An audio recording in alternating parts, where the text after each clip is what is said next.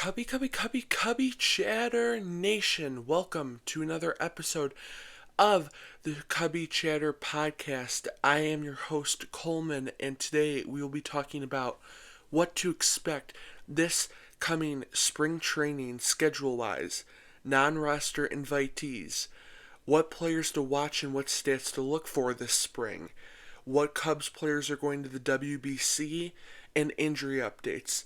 Now, on that note, let's chat away.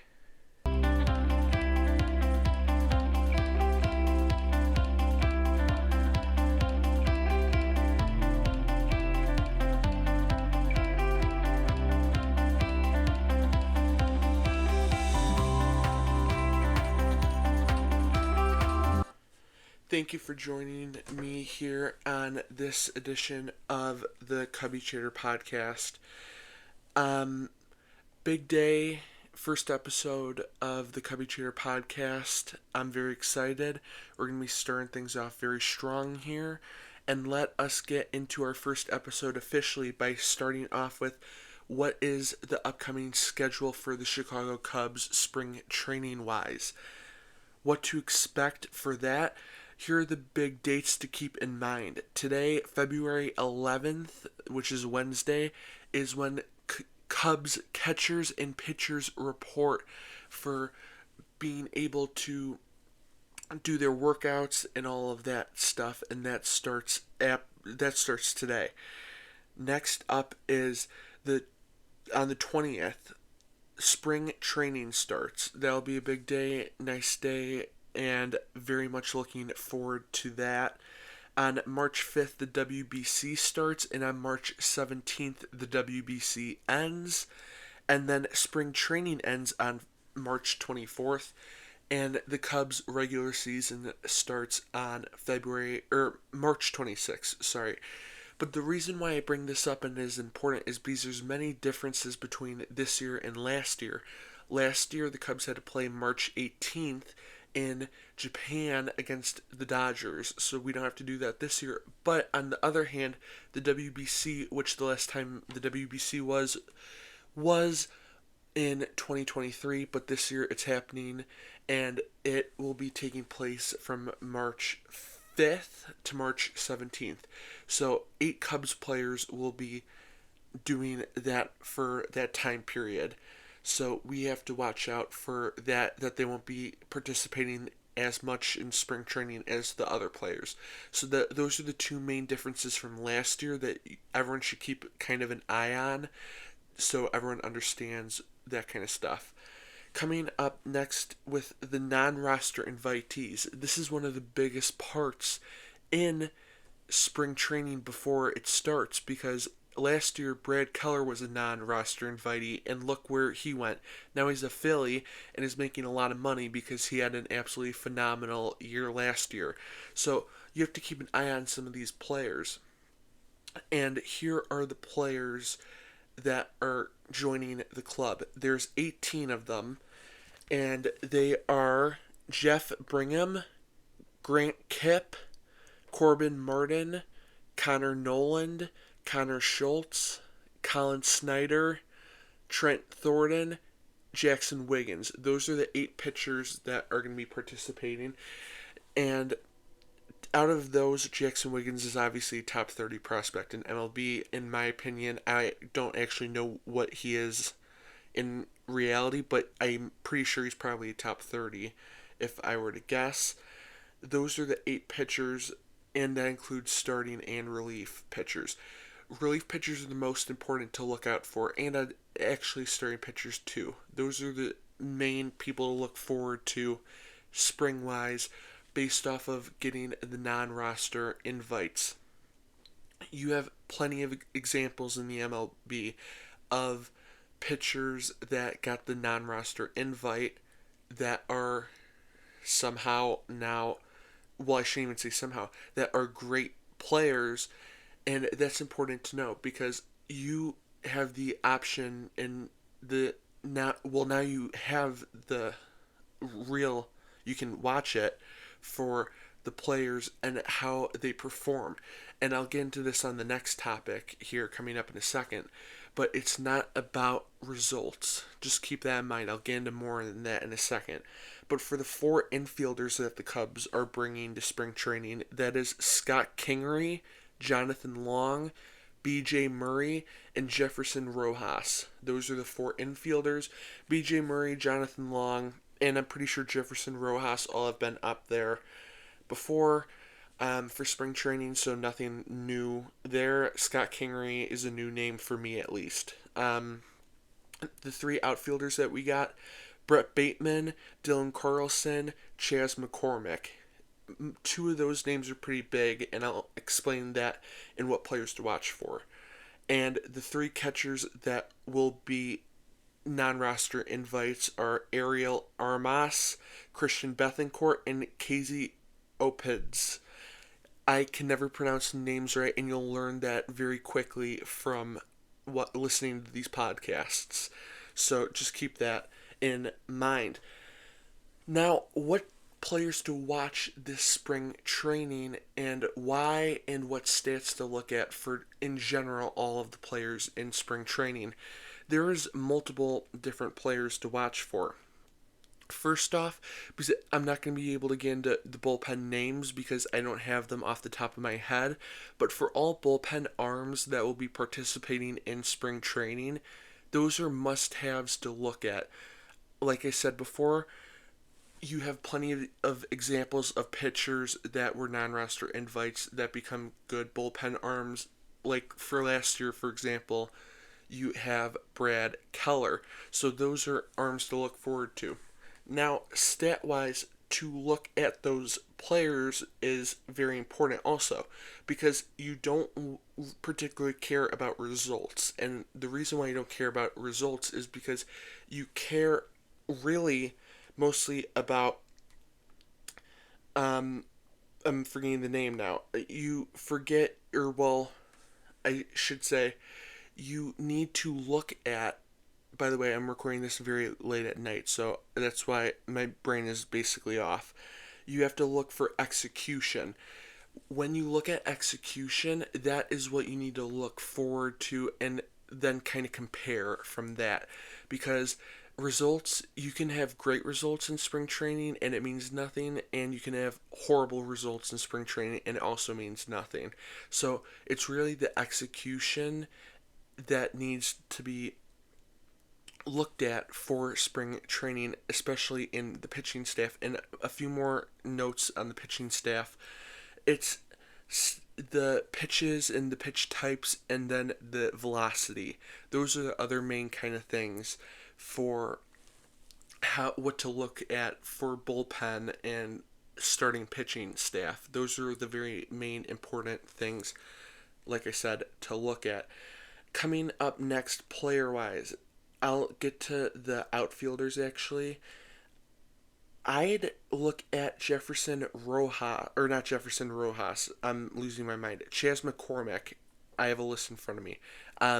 Chas McCormick, he is someone that I would look at. Obviously, he could be a bench spot on opening day. Any of those players that can be bench spots that you're thinking of are important to look at, obviously, and it's, like I said, about execution and defense, and that stuff. You could literally bat 100 and could be completely fine in the regular season. So just keep that in mind. Next up, I would actually say it would be Belisantros. He is a stud, in my opinion, and I think he should be DHing. I'd like to see what he can do in spring training, though, also. We'll see what he does, obviously. It's about execution.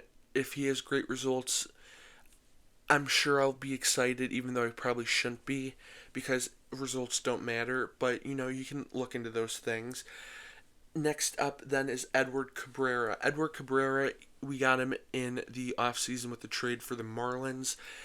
He's been injury prone in the past, so I'd mainly focus on him, just signs of fatigue, signs of that kind of stuff, and want to see what his velocity's doing and how his movement is on that, and just how he's feeling. And if those things are good, that's always a good sign for that. Another player that I'd look into who's not going to be in spring training, I think, at least of right now, is Justin Steele, seeing how he'll progress. We'll get into more of that in a little bit, though. Next up, you have Matt Shaw for me. Matt Shaw, I'd love to see how he does in right field if Craig Counsell wants to put him in right field for some games. I'd love to see how his defense is over there. His bat, I'm confident, will be great at some point. It's just if he can be that like Ben Zobrist kind of guy where he can go all over the place, that would be very useful, and teams really need that. So that'd be a big advantage going into the regular season and also into the playoffs. That'd be a very good advantage for the Chicago Cubs. And then for other players to look forward to, I'd say any non-roster invitees who have good execution and look good and pass the eye test.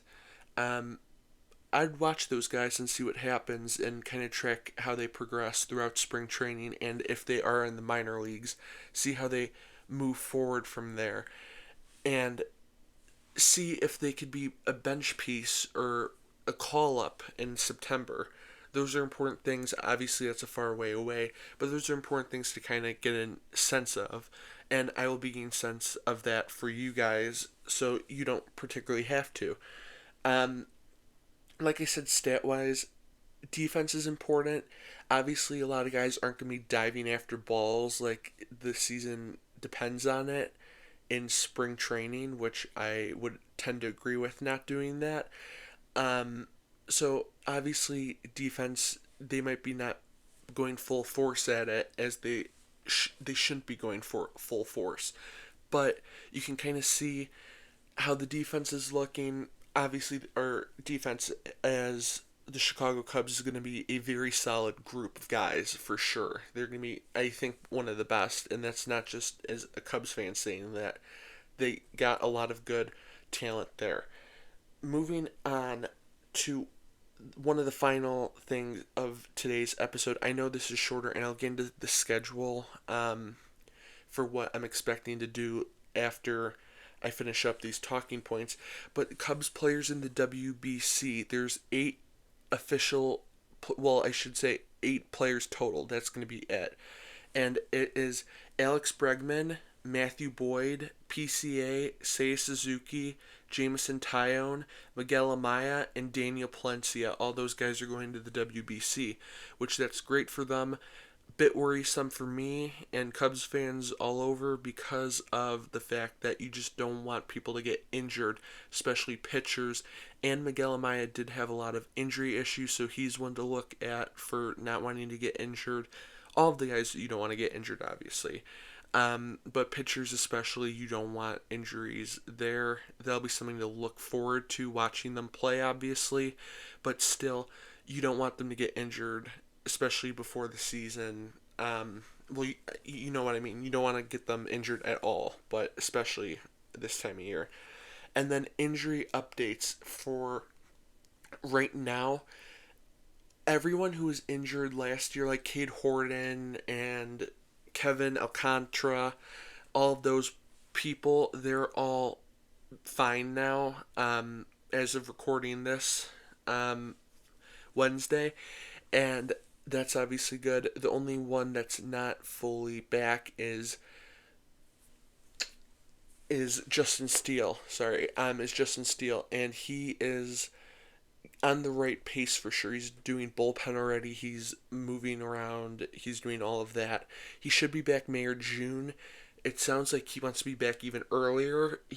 It sounds like he even wants to pitch a little bit in spring training. I don't think that's going to happen, but if we get him back before mid-season or a little bit after, or a little bit like around the trade deadline before that, that would be absolutely fantastic in my book. Then you get him for at least 2 months, and then you get him for the playoffs also, and you want him to be as healthy as he can be going into that stretch, and he's going to be on a pitch count for a few of his starts to start the year.